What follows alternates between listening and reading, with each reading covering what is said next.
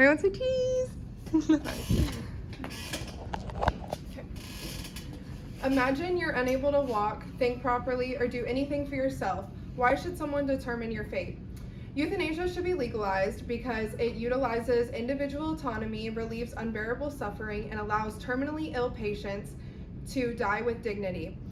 This problem impacts us all. It could be an older parent, a friend, or someone with a serious illness. We all should have the choice to deal with death how we would like. Through medical studies and ethical debates and real-world cases where assisted suicide has been implemented, I can make an informed opinion that euthanasia can be practiced safely. Today, I will talk about how and why it is important to protect people's right to make choices about their own bodies, how assisted suicide can help those in severe pain, and how examples from places with clear rules show that this can be done in an ethical way. To begin, people should be given the choice to decide how they want to leave this earth when their way of life has been taken from them. Euthanasia gives people the ownership of their bodies and the choice to take away the extreme pain that is being experienced. ResearchGate states that these pains include physical changes, loss of social roles, existential suffering, unrelieved symptoms, family-related reasons, or being a burden, or feeling like they are being a burden. We are unaware of the experiences of others' suffering, and making it illegal for them to choose in the end we are unaware of the experiences of others' sufferings, and making it illegal for them to choose just reflects our own selfishness. The National Institute of Medicine explains that the ethical justification for assisted dying commonly refers to two principles: autonomy and benefits. Based on the principle of autonomy, it is often argued that assisted dying is permissible because it allows the patient to control the circumstances of their own death. Understanding body autonomy means knowing that people can make choices based on their own beliefs, values, and experiences. When a patient experiences profound suffering, honoring their autonomy means taking their voice seriously and prioritizing their well-being as they define it. For patients with terminal illnesses, euthanasia can offer a humane and compassionate options when all other treatments fail. First-hand accounts show why euthanasia can be a humane decision for patients and their families.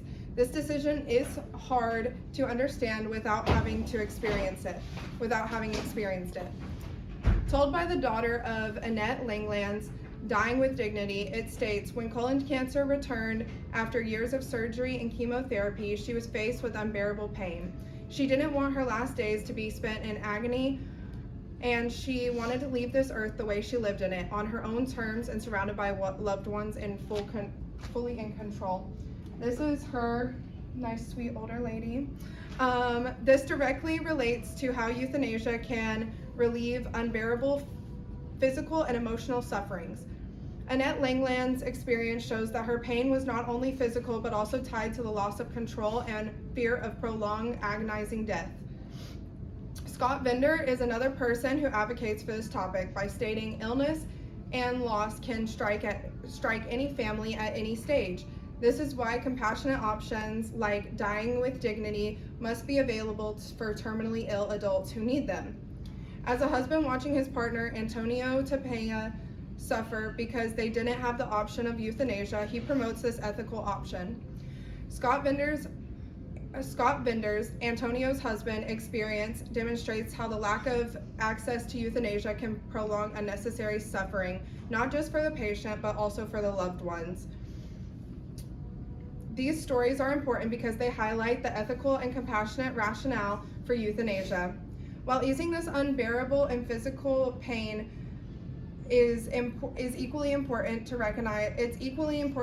recognize, when properly regulated, euthanasia can be safe and ethical.